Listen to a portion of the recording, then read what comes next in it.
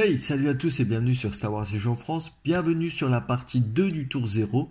Aujourd'hui, on s'attaque à décrypter un petit peu les cartes de mission.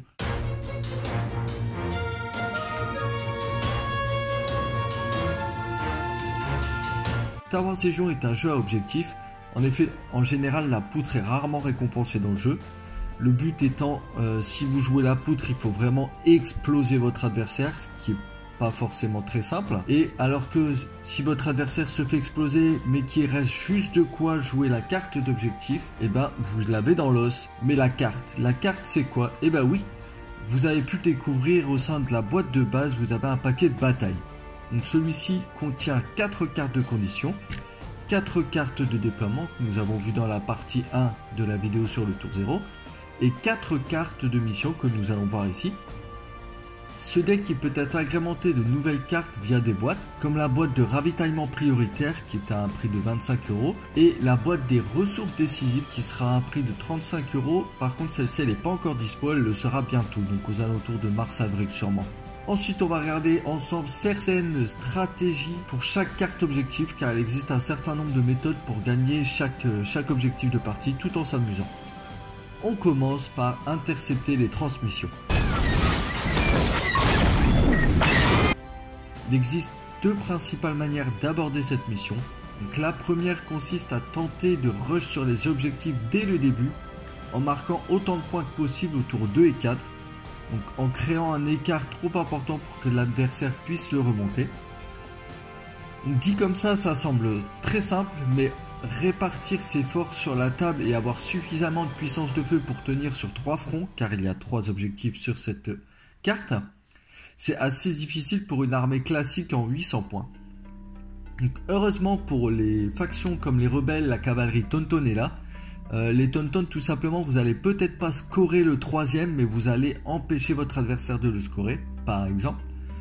Pour les impériaux, on peut avoir le char, le TX-225, le TRTT, ou même encore les Death Troopers et Boss qui peuvent aider à étendre la puissance de feu à portée 4, à plus longue portée.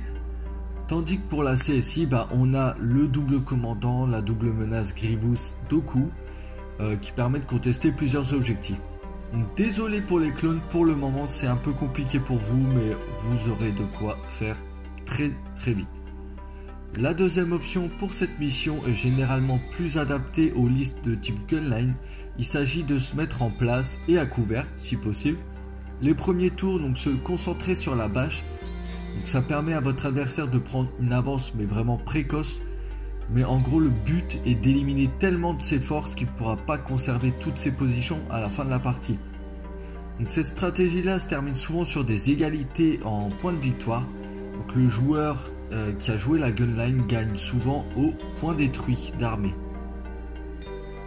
Cependant, un dernier point à garder à l'esprit. Si votre adversaire marque les 4 points de victoire au cours des tours 2 et 4, donc à savoir il score son objectif et l'objectif du milieu, vous devez marquer vous les 3 points de transmission lors du tour final, tout en gagnant au point détruit. Donc pour ça, il vaut mieux essayer de contester au moins un point lors d'un précédent tour pour faciliter la victoire. Donc il faut laisser l'adversaire avancer. Et faut contester au moins l'objectif du milieu, histoire qu'ils prennent pas trop d'avance. Donc voilà pour intercepter les transmissions.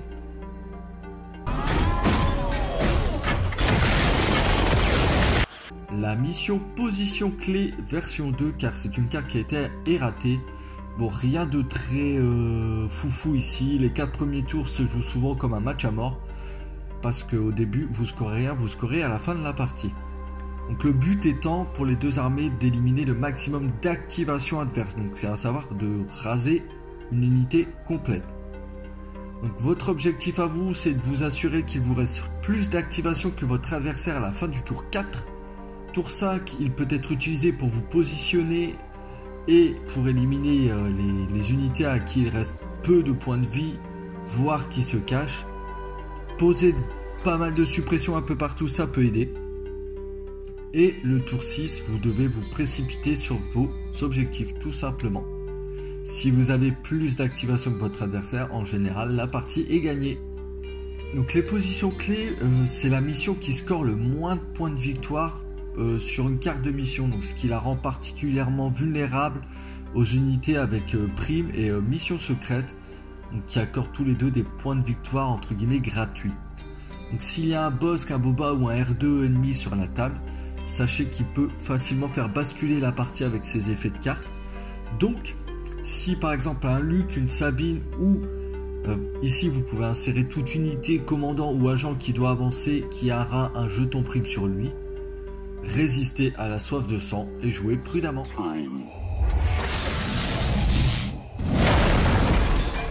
Ma mission préférée, saboter les vaporisateurs à humidité. C'est la mission que je déteste le plus. Pourquoi?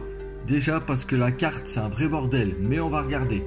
Donc le sabotage c'est l'objectif à viser quand vous avez une liste de type gunline. Pourquoi?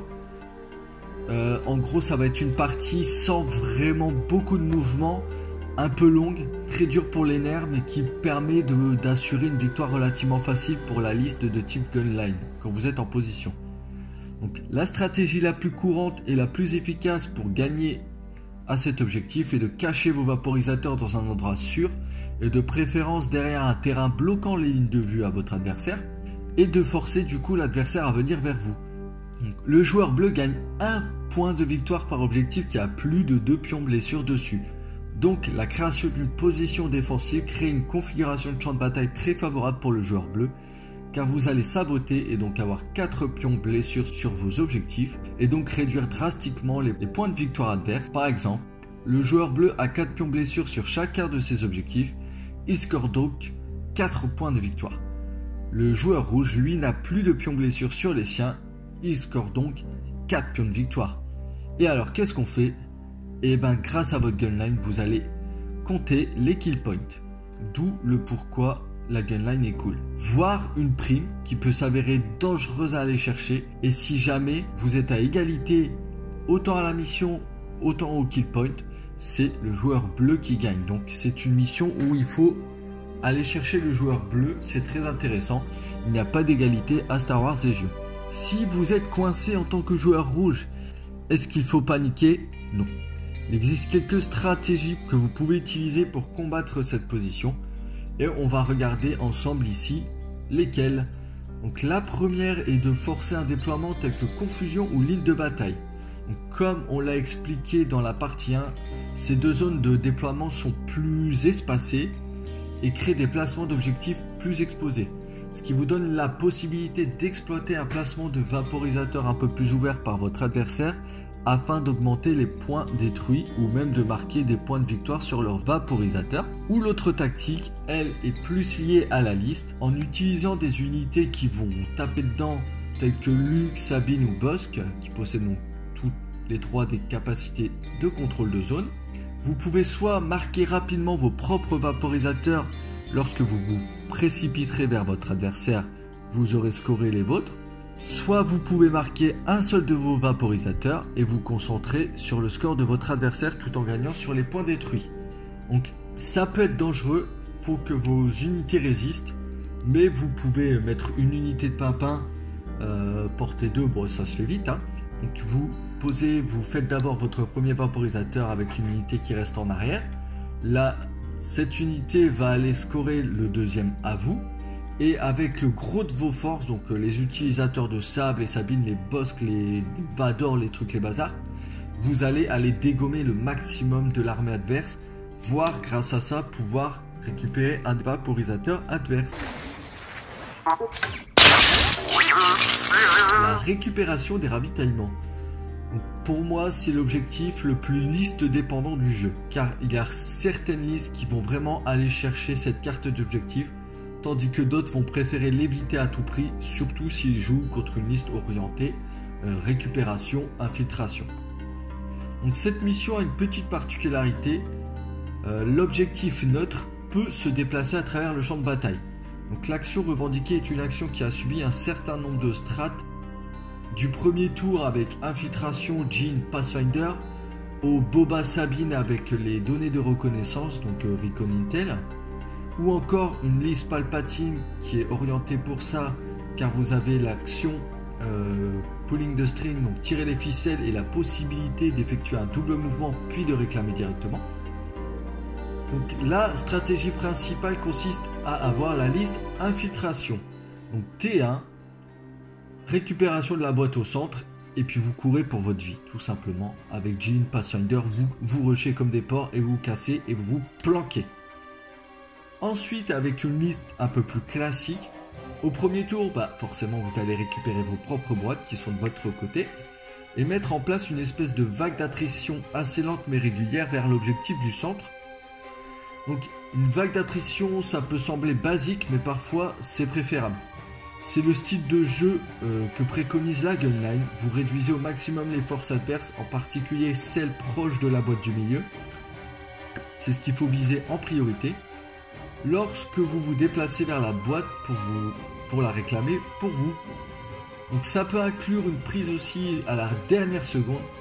Mais du coup vous vous laissez en position de torturer un peu le milieu de la table et vous créez un bouclier autour de l'objectif du centre pour vous-même. La dernière stratégie consiste si possible à faire tomber une des caisses adverses, soit en détruisant l'unité, soit en la faisant paniquer, car en effet, une unité qui panique laisse tomber son objectif au sol. Donc cette dernière méthode, elle dépend beaucoup d'erreurs de jeu ou de placement de votre adversaire, auquel cas il faudra exploiter au maximum, voire il faudra se déplacer vous-même pour créer cette erreur. Pour la dernière mission, nous avons la mission percée, mission que je n'apprécie pas spécialement, elle est pas pauvre, voilà. Donc la meilleure stratégie de percée varie considérablement en fonction de la construction de la liste et du déploiement que l'on a. Donc on va les résumer très brièvement. Si vous n'avez pas R2D2 ou des Tauntaun, des créatures troopers, on va prendre au sens large du terme, la stratégie la plus courante c'est de passer à une position de plateau qui permet des mouvements en fin de partie vers la zone ennemie. Ça vous donne également le contrôle du board en fait, de la table. Avec R2 et les Tauntaun, vous pouvez envoyer R2 vers le coin de la table le plus faible de la zone ennemie, tout en tiraillant et en plongeant dans le tas avec vos Tauntaun ou votre Dewback pour ralentir suffisamment l'ennemi afin qu'il ne puisse pas déplacer des unités dans votre zone. Une dernière petite mise en garde concernant les créatures troopers, n'oubliez pas que ces unités peuvent vous engager, vous taper et se barrer. Encore plus pour les Tauntaun car le Tauntaun bouge à 3. Donc il vous charge, il vous tape, il se barre. Et il peut faire ça au dernier tour. Bon, en général, j'espère pour vous que vous les avez défoncés. Mais du coup, il faut se concentrer beaucoup sur ce type d'unité. Et voilà pour cette petite vidéo sur les cartes de mission. J'espère que vous aurez apprécié un petit peu cette tactique entre guillemets inspirée du blog de The Fist Trooper. Si vous ne le connaissez pas, n'hésitez pas à aller voir. Ce que j'ai fait en fait, c'est tout simplement j'ai repris les grandes lignes du truc. Et je vous l'ai tout simplement traduit parce qu'il y en a certains d'entre vous sont allergiques à l'anglais. Donc je me suis dit tiens, pourquoi pas partager ça, n'en déplaise à certains. Je vous dis à très vite sur Star Wars Légion France pour de nouvelles unboxings et de plein de belles choses. Ciao!